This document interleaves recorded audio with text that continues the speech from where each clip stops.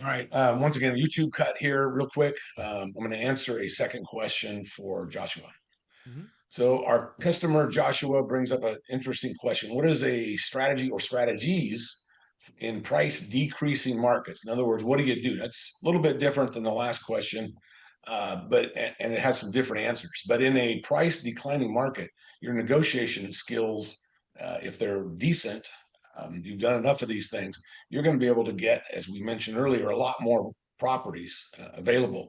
But more importantly, you're going to be able to find those buyers whose house was worth 300,000 who currently owe 100, and they're willing to sell it, and then maybe it's only worth 250 today, but they're willing to sell it for 120.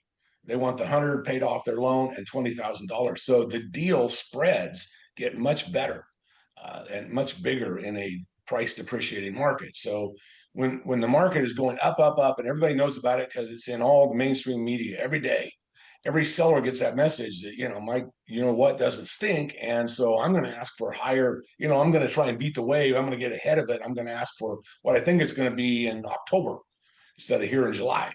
But in a downward market, everybody eventually, and I think most of the market is starting to get that memo. There's no stupid money still to come into the market. So, what was a $300,000 house? Now we're 250, and you owe 100 on. Uh, you know, 2 years ago we would have guys say, "Well, I owe 100, and I'll sell it for 250."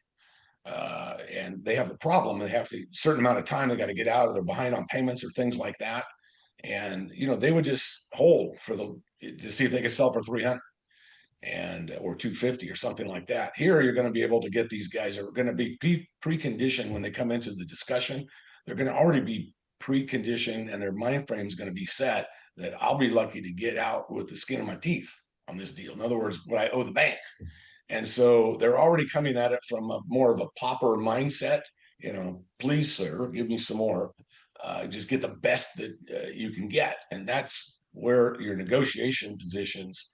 And like I said, I would negotiate. In fact, for those of you who haven't done this, I used to train this particular product. It's called Sandler Sales System. There's a book called "You Can't Teach a Kid to Ride a Bike at a Seminar." You can find it on Amazon.